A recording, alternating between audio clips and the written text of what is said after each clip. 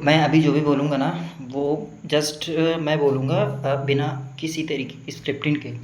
इसमें गलतियाँ हो सकती हैं, तो प्लीज़ इसको ध्यान दीजिएगा। आज जो हम कर रहे हैं, जो हमारा बेसिक एजुकेशन, हमारे देश की क्या हालत है, मैं आपको समझाता हूँ। पूरी दुनिया में बहुत से अच्छे देशों में, मैं डेवलप्ड कंट्री की बात कर रहा हूँ, मैं उन कंट्री की बात नहीं कर रहा हूँ जो एक्सट्रीम गरीब है। पता है, उनमें जो एलिजिबिलिटी टेस्ट होती है, हमारे देश में एंट्रेंस एग्ज़ाम होता है। एलिजिबिलिटी टेस्ट और एंट्रेंस एग्ज़ाम में बहुत डिफरेंट है। एलिजिबिलिटी टेस्ट का मतलब ये होता है कि आपको कहीं जाना है, आपको उसके लिए आप कितने एलिजिबल हैं। एंट्रेंस एग्ज़ाम, आप एक जॉब के लिए एंट्रेंस एग्ज़ाम दे सकते हैं, यह अच्छी बात है, लेकिन एक कॉलेज में एडमिशन लेने के लिए आपको एंट्रेंस एग्ज़ाम के लिए नहीं देना चाहिए, बल्कि उसमें एलिजिबिलिटी टेस्ट होनी चाहिए कि बच्चा क्या पढ़ना चाहता है और अभी वो किस लेवल पे है, कितना एलिजिबल है उसमें जाने के लिए। USA अमेरिका में जो सिस्टम है वो कुछ इस तरीके से काम करता है कि उनका जो एलिजिबिलिटी टेस्ट होती है कॉलेज जैसे एडमिशन के लिए, है ना। हालांकि वहाँ पे कॉलेज का एडमिशन उस तरीके से नहीं है जिस तरीके से हमारे देश में है, उनका डिफरेंट है। बट वो जो 12th तक की एजुकेशन देते हैं वो बहुत ज़्यादा अच्छी क्वालिटी की होती है। उनकी जो 12th तक की जो एजुकेशन क्वालिफ़िकेशन होती है बहुत अच्छी होती है। उसके बाद जब वो एलिजिबिलिटी टेस्ट लेते हैं, उसमें अगर कोई फेल हो जाता है, ठीक है, तो उसमें कुछ चीज़ें दी जाती हैं। पहली, वो कोचिंग कराते हैं, है ना। वो उस बच्चे को उस लायक पहुंचाते हैं कि वो बच्चा दोबारा एंट्रेंस एग्ज़ाम दे पाए और एलिजिबिलिटी टेस्ट दे पाए और उस लेवल तक पहुंच पाए जो अदर बच्चे हैं। हमारे देश में एंट्रेंस एग्ज़ाम कराया जाता है और इतना टफ बना दिया जाता है कि वो बच्चा शुरुआत में ही एकदम बहुत ज़्यादा, अगर आपको सबसे पढ़े लिखे लोगों को ही लेना है तो फिर आप किस बात के अच्छे कॉलेज और स्कूल हैं भाई। आपको क्रीम ही लेनी है, एवरेज पे तो आप ध्यान ही नहीं दे रहे हो।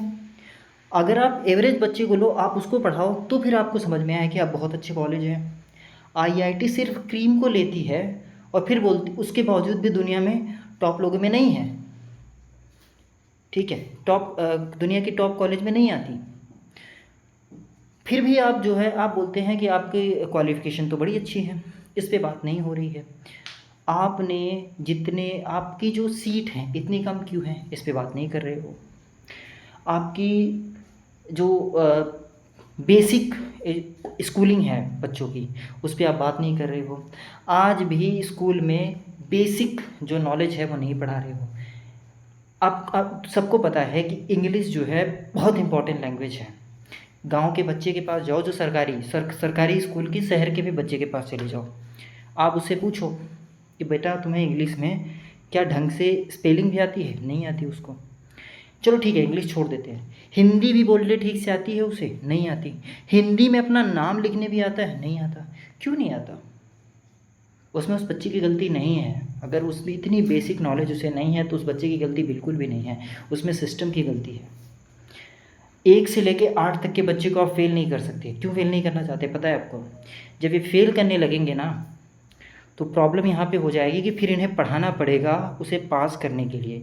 तो सबसे अच्छी बात है कि उसे फेल ही मत करो। अब होगा ये कि जो प्राइवेट स्कूल में पढ़ा हुआ बच्चा है वो ग्रोथ करेगा, लेकिन जो सरकारी स्कूल में पढ़ा हुआ बच्चा है वो ग्रोथ नहीं करेगा। उसके बाद फिर आप बोल रहे हो, आप आरक्षण देने की बात कर रहे हो। जो ST SC OBC के बहुत से बच्चे ऐसे हैं जो स्कूल ही नहीं जाते, आप उस पर ध्यान दे रहे हो क्या? जनरल में भी कुछ हैं जो नहीं जाते, आप उस पर ध्यान दे रहे हो। ST SC में सबसे बड़ी प्रॉब्लम है कि उनके बच्चे स्कूल ही नहीं जाते, आप उस पर ध्यान नहीं दे रहे हो। क्यों नहीं दे रहे हो भाई? उस पर ध्यान देना पड़ेगा आपको। हमारे साथ में कुछ फैमिली रहती हैं, उनके बच्चे पढ़ने नहीं जाते, उनको समझ में ही नहीं आता कि एजुकेशन का महत्व कितना है, ये नहीं आता। मैं इसमें उनकी गलती नहीं देता, मैं गलती देने वालों में से नहीं हूँ। मैं बोलता हूँ कि अगर आप हर चीज़ में इतने घुसे हुए हो ना, अगर आपको या तो बोल दो कि हम सिर्फ 3-4 चीज़ें देंगे, बेसिक एजुकेशन देंगे अच्छी क्वालिटी की, हेल्थ केयर देंगे अच्छी क्वालिटी का, और इंफ्रास्ट्रक्चर बनाएंगे, बस 3 चीज़ों के अलावा बाकी आप किसी चीज़ पे ध्यान ही मत दो, तो फिर हम मान जाएं कि आप बहुत अच्छी कॉलेज हो। लेकिन वहाँ भी, उसमें भी प्रॉब्लम है, मैं ये बात मानता हूँ। अगर आप ध्यान नहीं दोगे तो फिर आप दुनिया में ग्रोथ नहीं कर पाओगे, आपको ध्यान देना पड़ेगा, क्योंकि आज हम जिस वर्ल्ड में रह रहे हैं वो वैसा वर्ल्ड नहीं है जैसा बहुत पहले था। ठीक है, आपको ध्यान देना पड़ेगा, आपको अपनी कंपनी को सपोर्ट करनी पड़ेगी, आपको हो सकता है कुछ कंपनीज़ को प्रायोरिटी सपोर्ट भी करनी पड़े। इन सब का मैं विरोधी नहीं हूँ, लेकिन मैं विरोधी हूँ जो हमारे यहाँ की एजुकेशन की हालत है। आज जो नया एजुकेशन मिनिस्टर है, उनकी सिर्फ एजुकेशन क्वालिफिकेशन क्या है पता है आपको? आरएसएस के वो मेंबर थे और उन्होंने एमए किया हुआ है। खनन विभाग में वो मंत्री थे। खनन विभाग आपको पता है कि भारत का सबसे भ्रष्ट विभाग है, सबसे भ्रष्ट विभागों में से आता है, लेकिन उस पर बात कोई नहीं कर रहा। हमारी रोड सड़कें टूटी हुई हैं, इस पर बात कोई नहीं कर रहा।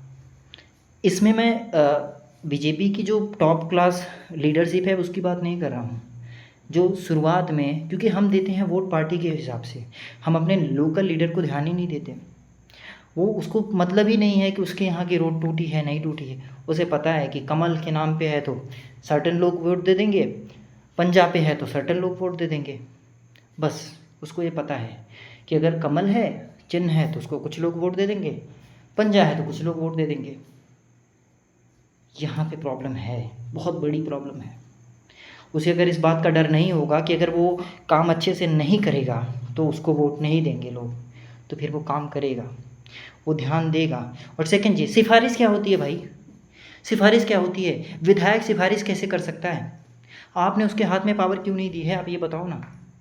पता है, विधायक किसी काम के लिए सिर्फ सिफारिश कर सकता है, बाकी काम अधिकारियों के ऊपर छोड़ दिया गया है कि वो करेंगे नहीं करेंगे मतलब नहीं है। अगर कोई अधिकारी नहीं काम कर रहा है तो विधायक उसके पास अगर पावर है, अगर उसके पास अपनी पार्टी में अच्छी खासी पावर है तो उस विधायक से काम करवा उस अधिकारियों से ज़बरदस्ती काम करवा सकता है।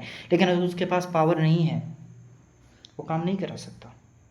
उसके हाथ में बेसिक पावर भी नहीं है, वो तो आपको देना पड़ेगा ना। वो उसको लोगों ने चुना है भाई। अगर हर चीज़ को सिर्फ अपने हाथ में रखना है तो फिर रख लो, कोई दिक्कत नहीं है। लेकिन अगर आप सच में देश के बारे में आप बात करते हो तो आपको ये समझना पड़ेगा कि जो लोकल लीडर है उसके हाथ में आपको सर्टेन पावर देनी पड़ेगी ताकि वो काम करा पाए। आप ये भी नहीं देना चाहते। केंद्र सरकार राज्य सरकार को पावर नहीं देना चाहती, राज्य सरकार अपने जो बेसिक जो लोकल लीडर हैं उनको पावर नहीं देना चाहते। क्यों भाई, क्यों? ऐसा क्यों है? और इस पे कोई बात नहीं कर रहा। संसद में लड़ते हैं ये लोग जाके, संसद चलता नहीं है ढंग से, उस पर बात नहीं होगी, उस पर बात नहीं करेंगे, क्योंकि वो जेन्युइन मुद्दे हैं, उस पर बात ही नहीं होनी है। फिर जब बिल कोई पास कर दिया जाएगा, उसमें जब प्रॉब्लम क्रिएट होगी तो फिर बिल वापस लिया जाएगा। भाई जो बिल पास हुआ उसके बाद जो बिल वापस लेने तक का जो टाइम फ्रेम था, उसके बीच में जो लॉस हुआ, जो इकोनॉमिक लॉस हुआ, उसका हिसाब कौन दे रहा है? कोई नहीं दे रहा, उस पर बात नहीं हो रही। 3 से 4 करोड़ लगभग डेली चलने के संसद के खर्च आते हैं, उस पर बात नहीं हो रहा है। अमेंडमेंट कर दो, चेंज कर दो, हम 2 बजे के बाद बात करेंगे, हम 3 बजे के बाद बात करेंगे। ये कौन सी बकवास चल रही है भाई? तुम्हें वहाँ पे किस किस चीज़ के लिए भेजा हुआ है?